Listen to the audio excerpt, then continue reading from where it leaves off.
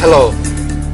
10.5 minutes from now, you will know for sure that no matter what the apparent cause of shortfalls and challenges in any area of your life, they can be best tackled by a proper understanding and application of microvita, the essential building blocks of your life. And I can vouch for it, having produced some amazing results myself out of this multi-dimensional approach right since February 2001. Now, if microvita indeed are the basic units of life, then to better appreciate them, we'll have to start by retracing the path traversed by modern biology. You know, initially biologists thought that the protozoic cell is the basic unit of life until they came across viruses, and now we are talking about certain proteins that can spread infections on their own, like the mad cow disease. So are the ultimate units of life made up of proteins? And if not, then what comes next? Because a protein is just a molecule. Soon you will discover that in the answer to that one question lies the key to making the most of our lives, whatever we may be up to. Really. So are you ready to finally discover the most important distinction about the basic nitty-gritty mechanism of life? Hold your breath. Here it is. The real secret of all biology lies in its physics. Yeah, you got it. The real inner life of your biology lies in your physics. Now, what the hell does that mean? We'll have to put physics into perspective to get anywhere with that. An atom was called an atom because it was initially considered atomic, that is indivisible. But about 100 years later, scientists found themselves staring at protons and neutrons. Then they thought that these must be the fundamental particles. Another century later, we already know about their subconstituents called quarks. So my question to you is, how far do you think this journey will continue? Other particles have also been discovered, but how much do we know about them? Since most of quantum mechanics nowadays is based upon mathematical conjectures and guesswork, it is acknowledged even by the physicists themselves that they are probably at the limits of how far their current ways and means can take them, given the inherent inadequacies of their modus operandi. But we all know that there are indeed some specially accomplished individuals amongst us, though outside of mainstream science, for good reasons, who perhaps know a few things better. We may wait until modern science catches up with them, or we may choose to try some of their recommendations in our lives and let our own experiences guide us forward. That is my stance, and here's something for you to run with, if you may. What if a quark can also be further divided into even smaller particles? Now, do our physicists know about the exact structure of a nucleon or a quark? But there have been and there are other investigators who do, and this figure is from one of them. As a matter of fact, a plasmic sheath made up of these subquarks interpenetrates our bodies, and these are the ones referred to as prana or chi.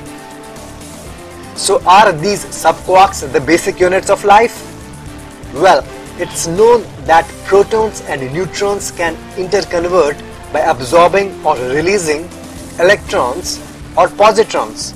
So can we say that protons and neutrons have electrons and positrons inside of them? Hang on, it's getting complicated. But please bear with me, because a key insight will be your reward in less than a minute from now. The nucleons themselves are made up of 3 quarks each, besides other subtler particles. Doesn't that imply that the quarks involve positrons and electrons? So are the electrons and positrons the real basic units of life?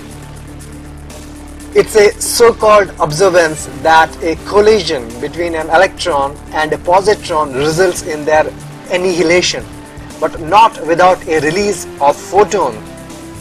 It is my understanding that they actually dissociate into their component particles, all of which have not yet been captured. Then we have the photoelectric effect, whereby electrons absorb photons. On the other hand, we have phenomena like luminescence or incandescence, whereby electrons can be triggered to release photons. Photons are released from the atomic nucleus as well during its state transitions, nuclear reactions, etc. So can we conclude that photons make up electrons and positrons? Now that definitely is a big stretch. So we must address that here and now.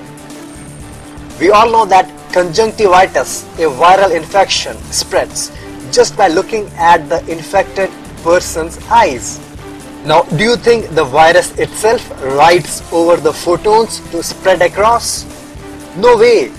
But the subtle entity that does travel across is made up of what some researchers call biophotons. And yes, it has a structure to it.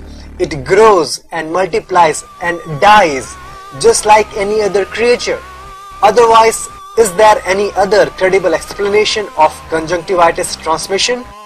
After landing upon your eye, it can appropriate your cellular resources to build itself into a virus. And if that really is the case, then what would be the structure of these photonic entities? One may wonder. The internal structure of a photon may be a secret, but there is so much for us to glean from that of a subquark that we might as well look at another schematic. As you can see, there is a band of 10 coils going around, out of which 7 are thin and 3 are thick. What do they signify? It's a cliche that all matter is energy. But what an incomplete truth, because once we take that conversation further, we'll find that all matter and energy particles are actually made up of unitary bubbles of consciousness heaving in concert. For example, the 3 thick coils seen here carry the 3 basic types of consciousness as mentioned. And based on the relative strength of these 3 streams of consciousness, all particles around us and inside of us can be categorized into 3 different types. But right now we are concerned with only 2 of these 3 categories. Let's call them type 2 and type 3. Both of them have the third aspect of consciousness, referred to simply as activity, reverberating in full strength. In addition to that, the second aspect of consciousness is also fully present, but only in type 2 particles, not in type 3 particles. Since the third aspect of consciousness underlies all kinds of unintelligent phenomena in nature, the corresponding type 3 particles dominate all populations of particles which we encounter as lifeless matter or plain energy. On the other hand, the second aspect of the universal consciousness is known to be wisdom in its highest, purest form, and its additional presence in type 2 particles endows them with the faculty of self-intelligence, which the type 3 particles lack. If that is the case, then is it high time that we start distinguishing these 2 types of particles? Because only then we can best leverage upon them for our maximal overall well-being. And hence these intelligent type 2 particles have been christened microvita. They are the fundamental carriers of what we call life. Mind you, the term microvita does not refer to just one particular particle. We are talking about structured groups of an entire range of particles here, spanning from physical to photonic and beyond. They are the ones which originate, orchestrate, propagate and destroy all life forms. For example, our bodies are nothing but an extremely intricate, ever ongoing microvita circus. They are the ones which have spun themselves along with the type 3 particles into progressively bigger, more complex forms. An oft-quoted research by some German and Russian scientists found coherent photons continually being emitted by the DNA or RNA of every living cell.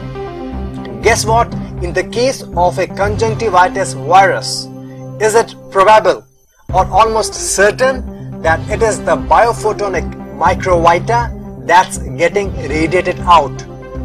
And that's how their life cycle continues. And if I may ask you, if photons can carry life, what about electrons, positrons and other particles?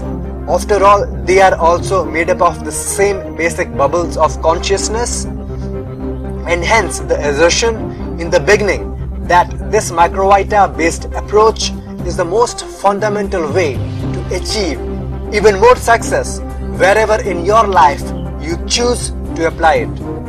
Period. In the next presentation, let's delve deeper into how microvita impact our moment-to-moment living experience. Because in order to squeeze more juice out of our lives, we gotta wake up to our microvita reality sooner than later. That's what my life is about. My name is Pratik. Catch me on microvitasuperlife.com. Do check out the sign up form on the blog. Fill that up with your email address and questions, if any. Click on the button after that, and on the next page I have some quick tips to get you started now.